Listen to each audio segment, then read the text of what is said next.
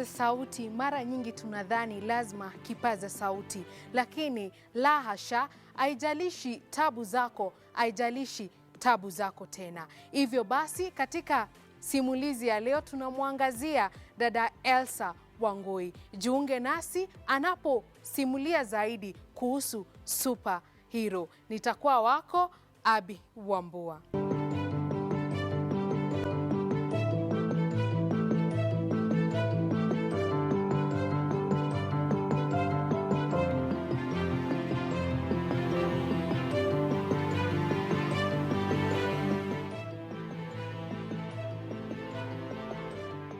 Karibuni sana katika makala ya hii leo. Nafahamika kama Abi Wambua.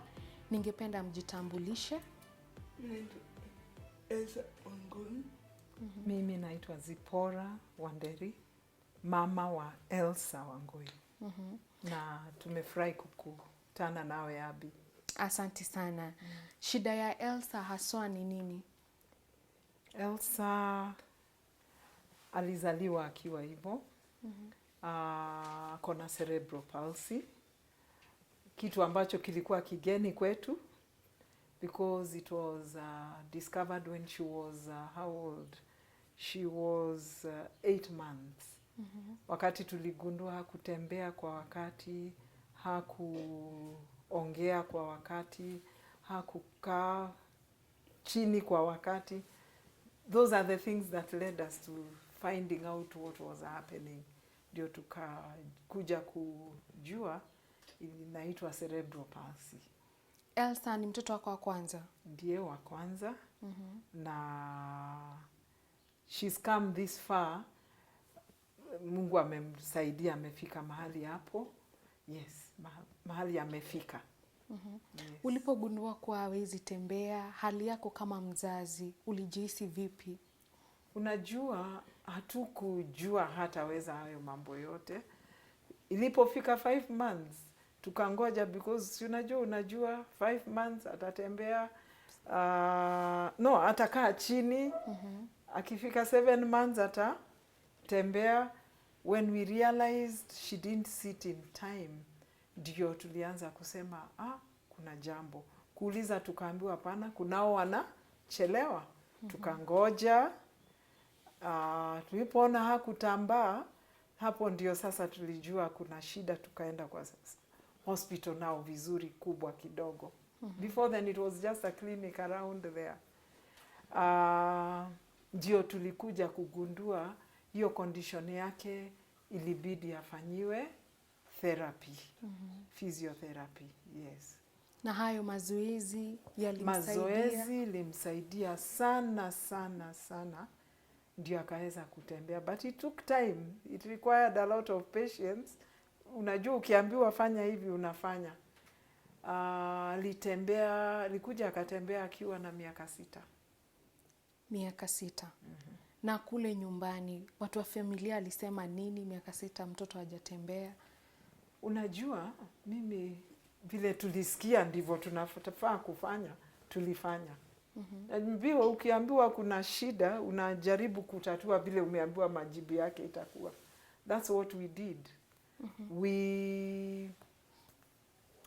We decided to do what the hospital guys were saying. Therapy 3 times a week. Mkionyeshwa kwa hospitali, nyumbani unakuja unafanya hivyo. We did that. We didn't care so much what people were saying as trying what we were recommended to do. Hiyo ndio tulifanya. Unaweka mattress chini, fanya exercise. Hata ile ilikuwa ngumu tunafanya, na hiyo ndio ilimsaidia. Na kuamini kwamba ndio hiyo tu tungefanya. Elsa, ukiwa miaka 6, ulikuwa unajifahamu? Ulikuwa unaona watoto ni tofauti? Nilikuwa nenda shule. Nilikuwa nenda shule. Nothing school. Nilikuwa na bebwa. I used to be carried the back. Umesikia? Sasa hapo nilitaka aseme mwenyewe kwamba alianza kusoma despite all this. alikuwa anapelekwa nursery school. The house girl I had was very, very understanding. Alikuwa anamweka Mgongo, nursery school. Mgongo, nursery school. And she was doing very well in school. Yeah. Elsa, ulikuwa unaona watoto wanacheza, ulikuwa unatamani? I was in a very good school. Yeah, I went to School. primary school. It's very supporting, very caring. It didn't occur to me that I thought that they were playing, but when on a dream couldn't pick it. So it didn't occur to me.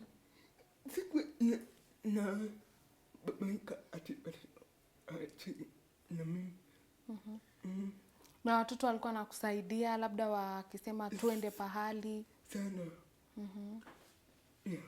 na ukirudi nyumbani wazazi walikuwa aje?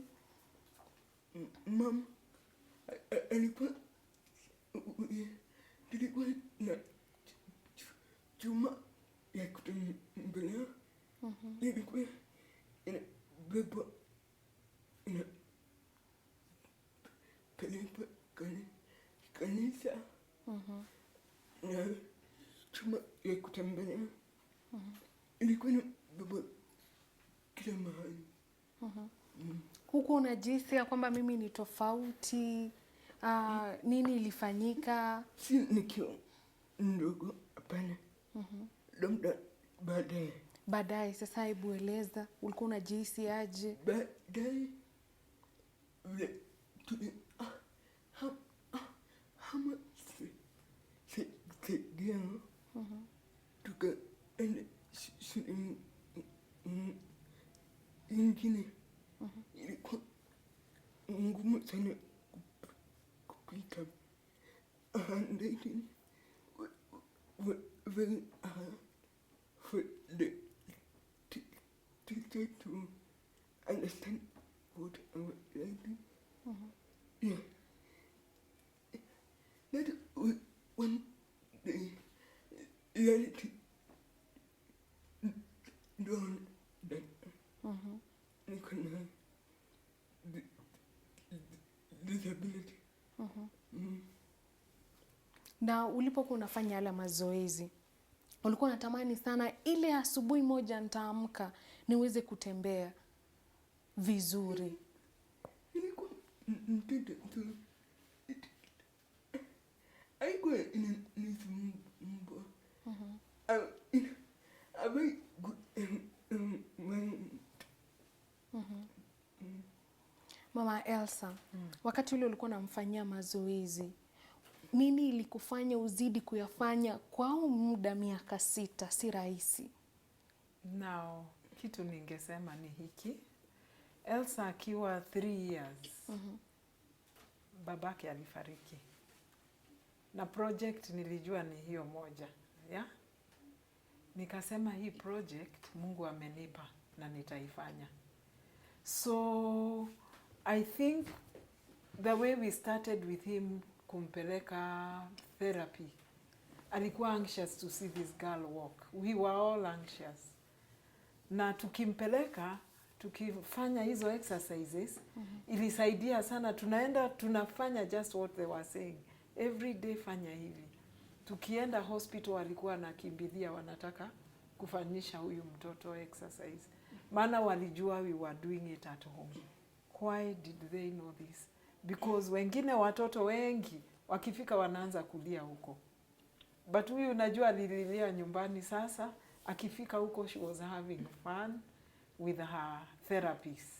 I think that encouraged me because those therapists told us hiyo tu ndio njia. That was the only thing we could do to make her walk. I think I was anxious to see her walk. That kept me going. And I saw that it was headed there. So even the walking, I saw it coming. Maana alianza na kusimama. Aliposimama nilijua atatembea. Ulijisi aje? It was joyful, exciting, yeah. Hizo Aliposimama chuma kuweka, unasikia, ukasema, tulikuwa "Woo!" tunatengeneza chuma, anatembea hata ukiwa na kazi yako. Exercise all the time. I think Elsa was surrounded by love. The grandparents, the in-laws, my relatives, all wanted to see her walk. So basically, I think I had a drive from everyone to see her walk. Na alipotembea, Yes. ukambadilishia shule akajiunga na nyingine? Yeah, sasa baada ya kumbadilisha, okay, like she said, hiyo shule ya kwanza hata school fees hakuwa analipa. Alisoma bure, kafika class 3. So we transferred and went to a different school. As she has said, it was not very easy. I think you all know that shule nyingi zinafuata mean. Sasa hiyo kuandika yake pole pole, nini alikuwa anafika shule anaanza kusikia teachers are not, she felt like she was not doing the best they wanted her to do. Ndio nikaanza kutafuta shule nyingine sasa. Fortunately, we got a school in Nairobi, ambao alikaa boarding. I also wanted her to be independent. Na alikaa, nikiwa mbali na alikaa boarding. Hiyo ndio imemsaidia hata kufanya mambo mengine peke yake. Elsa, katika ile shule ya bweni, mambo yalikuwa aje? Mama hayuko, huna msaidizi? It is a very good special school. Yeah, very caring. Unakuwa independent wiki yako, but unakuwa kufunza utafanya vitu zingine, but kila wakati mama akienda nilikuwa nalia. Ulikuwa unauliza nimeachwa peke yangu. Lakini akifika kwa gate hivi nimeacha kulia. Ulikuwa unalia kila siku. Na ulikuja kuzoea lini? Sikuzoea. Kila siku tu. Alikuwa analia every time I would go. So mimi nikitoka naenda nafika gate. Nikifika town napiga kwa mwalimu. Elsa is very happy around. She stayed like that all through. But whenever I would come, nikienda analia. But haikuwa ina last. So she got used to the boarding school. It was very supportive, like she says. But they taught her to be very independent. Yes. Ulijifunza nini kule? Kuoga. Kufanya vitu kama mchana. Lakini pia shule nipeleka national system, education system. I did my IGCSE. Ulichukua muda wa miaka mingapi pale? 4 years. Yeah. Na ulipokuwa unasoma, ulitaka kuwa nini katika haya maisha? I wanted to be a journalist. Wow. Unapenda nini?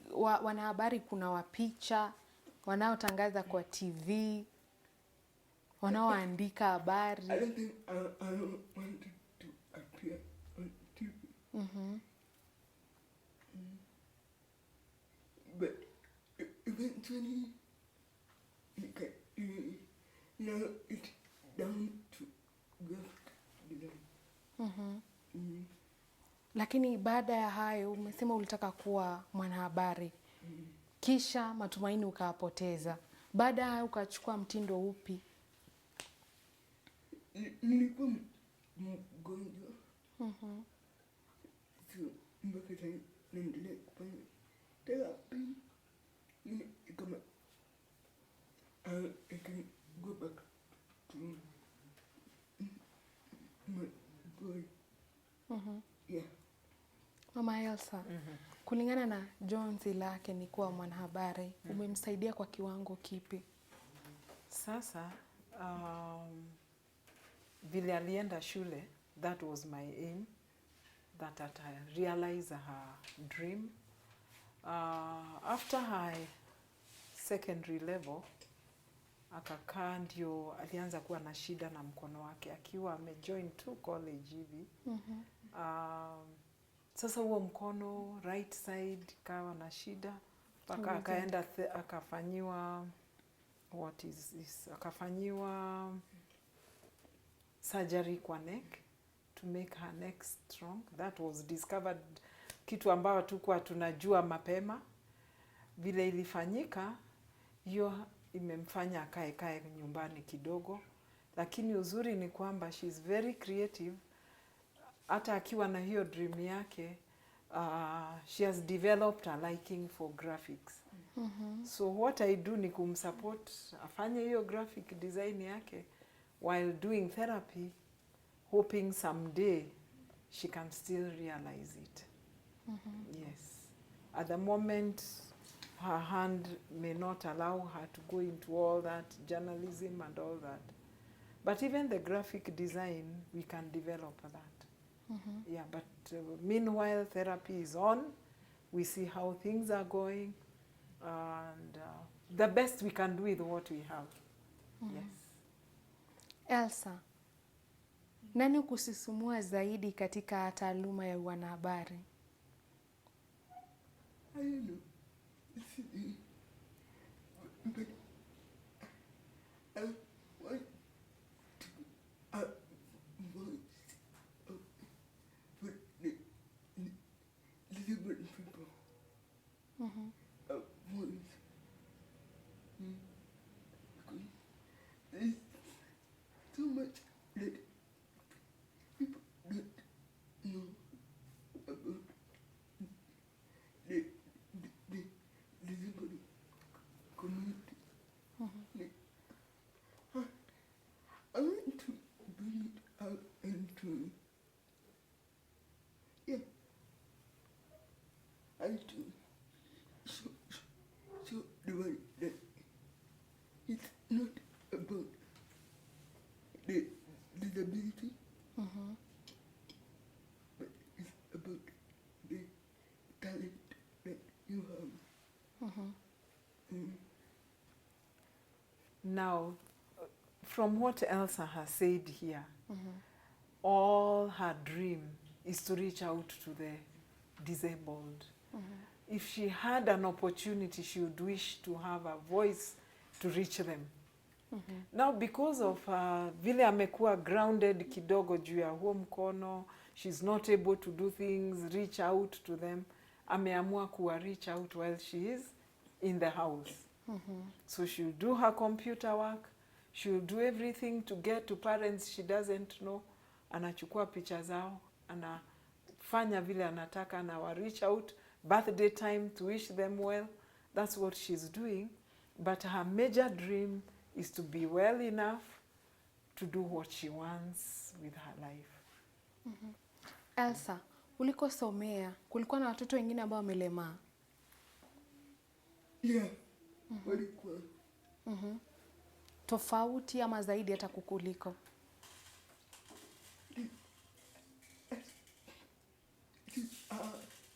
What's the school?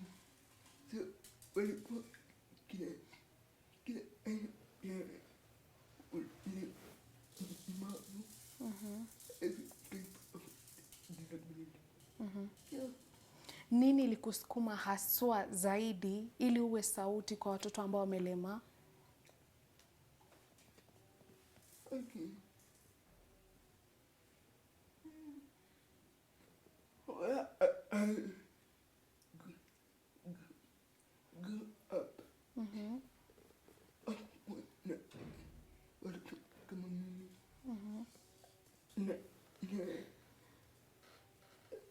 Kuna kitu ilikuwa inaniambia ni kama unafichwa. So nataki wafichwe. I want them to be out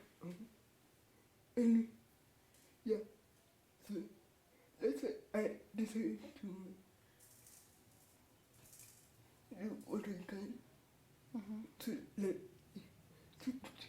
to the disability was a feature. Apparently unaweza ukute mtu anaweka mtoto wake nyumbani ameshindwa afanye nini. Her main idea is to make sure huyo mtoto asikae hapo. Kuna wengine hata, in fact everyone has a potential to do something. And that's her main reason. Yeye aliishi, alikuwa peke yake, na probably alipowezeshwa kusoma ikamsaidia kujua lazima kuna wengine labda amewekwa nyumbani, mtu ajue afanye nini na yeye. That's the main goal. Unaweza kuwa na mzigo ukawa mzito, lakini kuna yule ana mzigo mzito zaidi. Hivyo basi baada ya hili pumziko tutarejea na mengi. Mojawapo ya kazi za Elsa. Usibanduke. Asante kwa kuwa nasi. Tunarejea.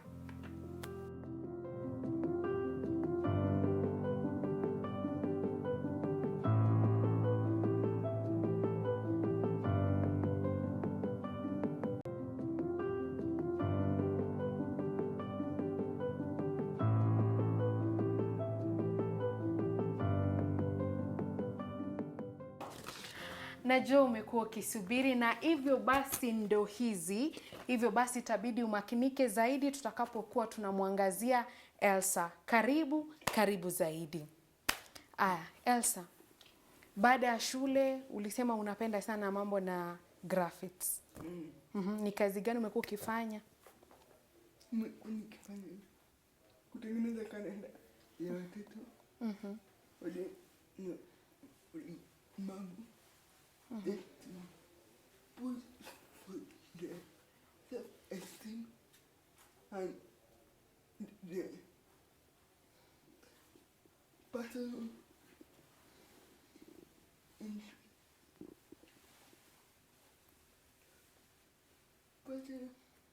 goal. Na hawa watoto unawafikiaje? Naweka kwa Facebook na ita wazazi wanatuma picha.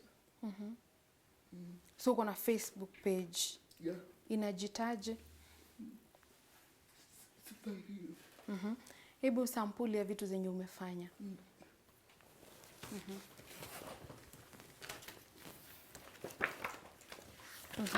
Hawa watoto unampata mzazi anajitambulisha na mtoto amelemaa, ama unaenda unauliza yule mzazi? Kwa Facebook. Wazazi wanajua kwa ulemavu. Kwa sababu I talk about disability on my Facebook page. So wazazi wanajua kwamba niko, wanatuma picha. Unatengeneza hizo kalenda na unaziuza ama unafanya nini? Mwaka uliopita niliuzia kila mtu, lakini hii mwaka niliamua kwa sababu ya COVID na wazazi wanateseka sana. Nikaamua kuwatafutia sponsors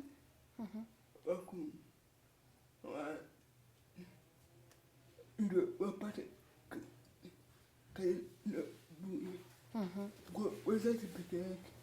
Wazazi peke yake. So actually she put that in her wall and volunteers bought calendars for the children.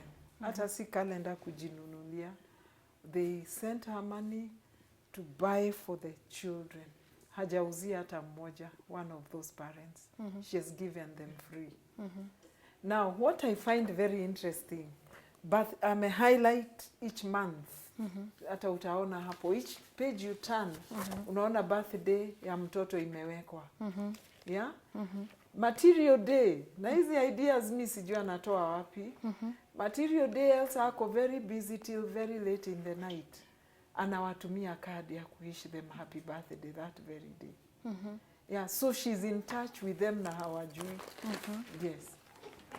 Na hawa wazazi wanafikia kiwango kipi ili kuwadhamini watume hizi picha ama siku hizi mtandao? Mtandaoni. Na hizi kalenda unaziuza pesa ngapi?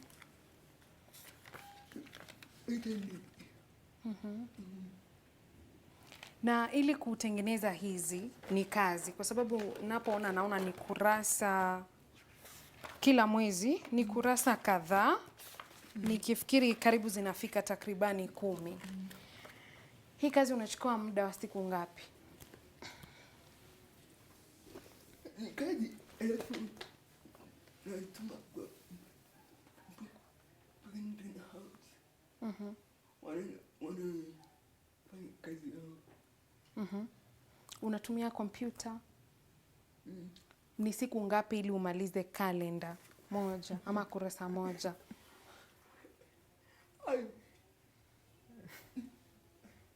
Ni kazi. Haiwezi kuwa siku moja, siku mbili. Hiyo ndio kazi unafanya kila siku. Mama Elsa, Yes. umemsaidiaje Elsa katika hii kazi yake? Mimi ni ku make sure ako na bundles. Maana sielewi kabisa hiyo kazi yake. Hiyo uelewi. Hiyo ukweli sielewi. But I make sure she has bundles. Na when the calendars are ready, I'm very busy usually where I work. But when she says this calendar must be taken, hata kama ni jioni ninapeleka. To make sure I've taken, we meet with the parents she has communicated to. Si mimi na communicate na wao. She's the one who does that. Yes. I make sure, but I enjoy the part where they send their feedback. I think she has not talked about that. Because she has connected with them when they are getting, anawaambia wamtumie video ya reaction over these children. I enjoy the bit of the stories they send. Some of them wanasema mtoto alilala na calendar at night mpaka asubuhi. Unaona kama hiyo page ya kwanza hapo. Huyo the first one January, was it? No, February. February. Asikia huyo mtoto alisema atalala nayo, alilala nayo the whole night. The birthday ni ya 20 February. Yeah, 20 February, yeah. Alafu akaambia mama hawata move from February. Itahangiwa hapo, itakaa February the whole year. So sijui kama wamehama March. Mwingine wapi wa March alisema nini? Walifika mapema. Walifika wa March nao walifika mapema. Na wakasema watoto wengine pia wanataka wawekwe kwa calendar, the other siblings. Yes. So it's fun. I love the part of the feedback they send. Yes. Elsa. Mwingine unaona anashika na point picha yake tu, you know.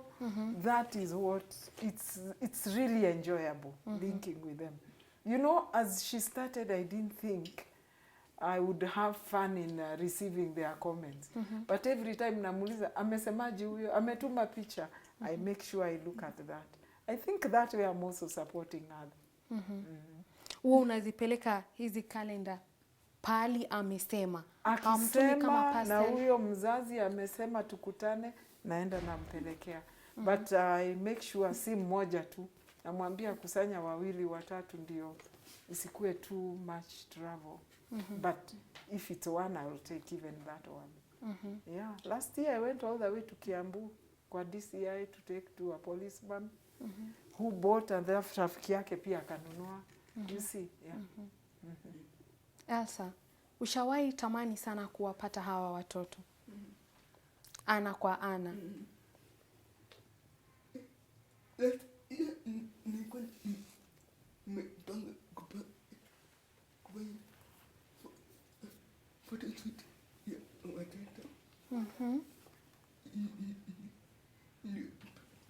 Picha iko clear kwa kalenda.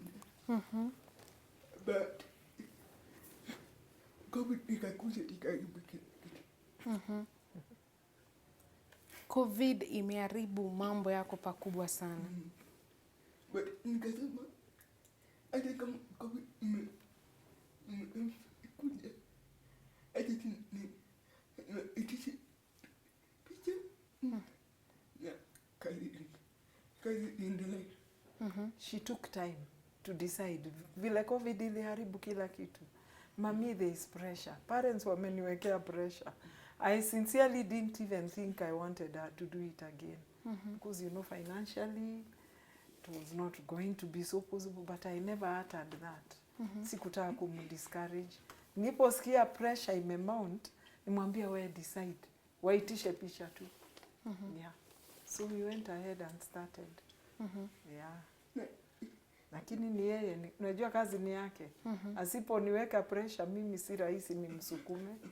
Yeah. Last year I did for students. This year is for 15 children. Unaona, hii ilikuwa, hii ni ya 20. The one she's referring to is this one. This one she did 2020. Hiyo kila mtoto peke yake kwa picha. But sasa wakawa wengi amewaweka hata wane in a month. They are sharing birthdays 2021. But 2020, oh, they were two. Were they two? I thought it was one. Hiyo ndio walikuwa wawili. Those others ni mmoja. Elsa, they are two. Oh, ni mmoja, but they share, each page has 2 months. Yeah, yes, ni mmoja. March, April. Elsa, amekuwa kiunda hizi kalenda kwa miaka mingapi? The first one ni hii. Yeah, yes. 2020. Yes. Elsa, naona unasema superhero. Nini kilikusisimua zaidi ukaamua ni heri uite superhero?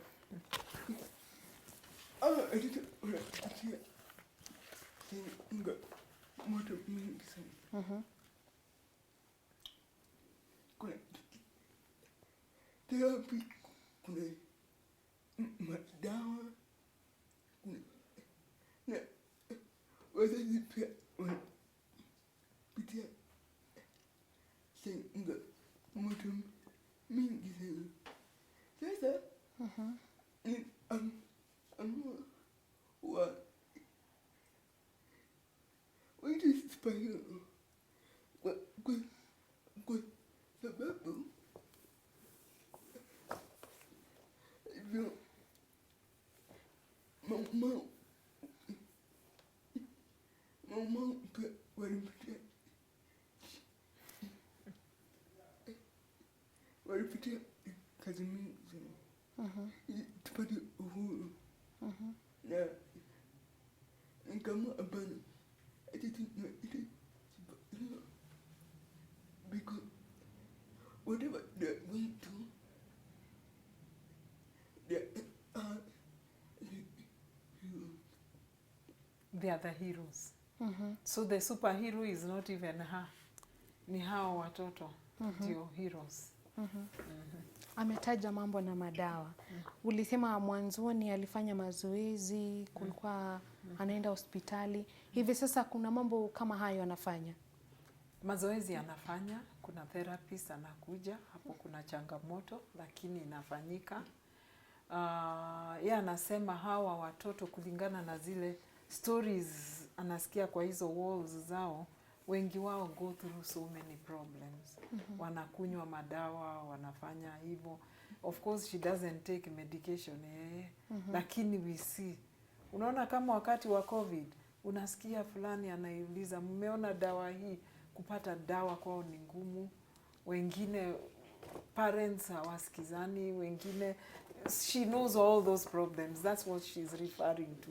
So she decided to call them superheroes because they still exist and they are going through all these things. Yeah. Elsa, ni changamoto zipi umepitia katika masuala yako ya superhero? Hata katika ulipokuwa unakuwa ndoto zako za kuwa mwanahabari?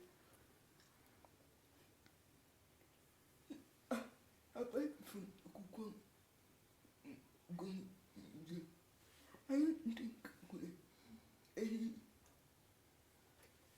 any challenge nimepitia. But in 2002 nilipata malaria ikaniweka chini. Back to zero. Ikabidi tu wheelchair. That was a trying time. Imagine you've done all your best, the girl is walking, ameenda shule, then 2000, was that 2001? 2002 mtoto wako class 5 akapata. There's a time there was malaria that was killing so many people. Kisi ilikuwa kwa TV, today imeua this kama hii pandemic. She got the highland malaria. It took her back to zero. She couldn't walk, she couldn't raise her, and she couldn't do what. So back to a wheelchair, we had to get a wheelchair. Yeah, for about 2 years, 1 year, whole year, she was at home. But therapy and everything brought her back. I think that was a most trying time for her. She's a big girl na atembei, ako tu nyumbani. But we were glad that after all the therapy she was back. Elsa, ulijihisi vipi tena hautembei kama wewe binafsi? It was bad. You're 11 years old. You can play. I used to play kati. Kati. You can play. Wako wana kazi. Wako nyumbani. It was hard.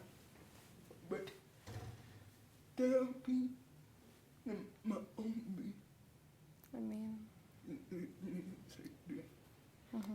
You know, that other place we moved to helped her social aspects because alikuwa na marafiki wazuri sana. Girls would make her walk around, would make her talk, have fun, they would play. So when the highland malaria came up, yeah, it grounded her. That was very, very, very challenging. But she picked up, we thank God. She has mentioned prayer. We prayed about it. Many people prayed. She was back to being herself, yeah. Hizo ni zile hatua mlipiga nyinyi kama familia. Yes. Je, serikali imepiga hatua zipi?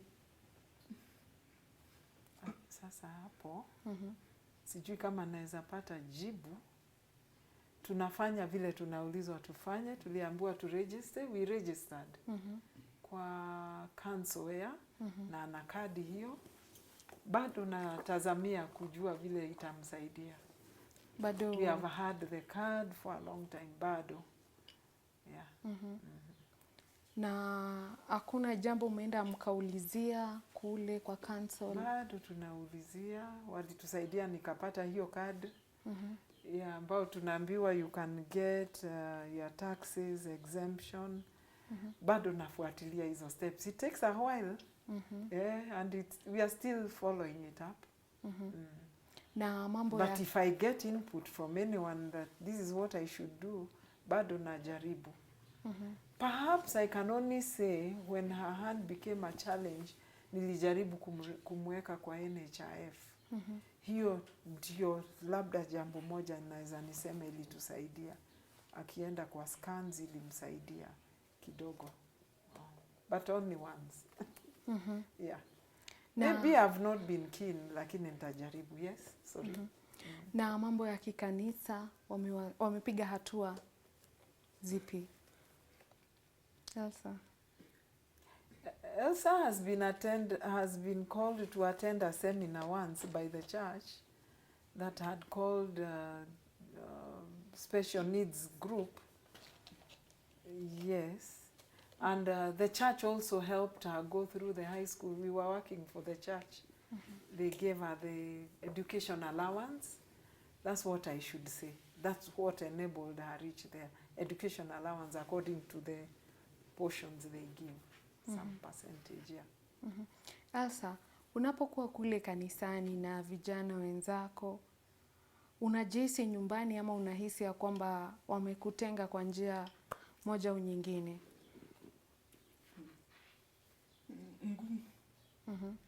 But before I got sick, I used to go to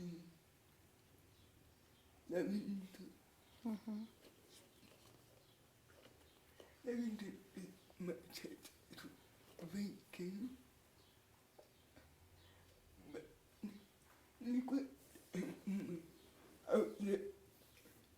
only the person with disability. But it is okay. Yeah. I can't say they did much bad. It is okay. Na bado unashiriki kwa Lavington? Hapana. Niliacha kidogo. I got sick. Siwezi kwenda kanisa Mpaka sasa. Lakini unashiriki katika huduma za tovuti, televisheni, KBC. Kabla nikuja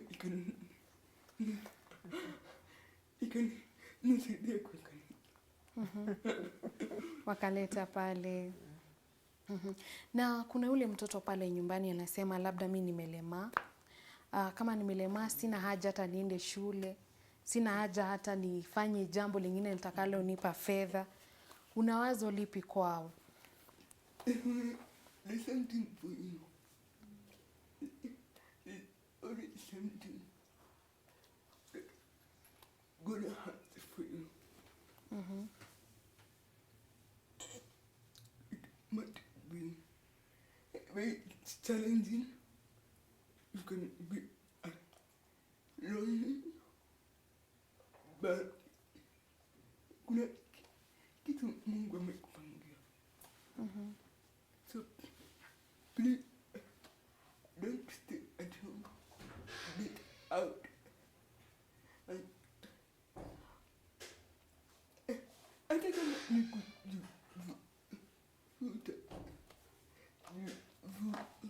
kuvuta usikae nyumbani. Mama Exposure. Unaweza sema nini kwa mzazi yule amesema mtoto wangu amelema, mimi shule nimewacha? Mimi kitu ningesema ni kwamba huyu ni mtoto wangu wa kwanza. Sijawahi lea mwingine, lakini kitu niliamua sitamweka kwa nyumba. I don't know. God gives the wisdom. I should say it's not even me. God gave me the wisdom to expose her, kwenda church, ajue watu, ajue kukaa na watu. In the process, kuna watu tumejuana nao, na nikikuta mtu ako na mtoto mlemavu, I reach out to them na mwa encourage atoe mtoto ampeleke therapy, asimwache akae tu nyumbani. There are parents who don't know this. If God can help me reach out to them, that is what I do. Yes. I wish all parents could do that. Tujaribu to encourage hawa watoto, maana kama vile Elsa anasema, kuna kitu Mungu amepangia kila mtoto. Hata akiwa atembei, avurutu. Unasikia vile Elsa anasema, hata kama ni kujikokota, ajikokote tu. ama hata kama ni kusukumwa, asukumwa, hata aende church, aende shule kama ataweza kwenda. Afanyiwe chochote tu. Yeah. Elsa, Aji appreciate. umekuwa na ndoto ya kuwa mtangazaji, si ndio? Hivyo basi mwambie mtazamaji ni asanti kwa kututazama hadi wakati mwingine. Asante kwa kutazama hadi wakati mwingine. Elsa Wangoi, kwa heri. Mungu awabariki. Amen.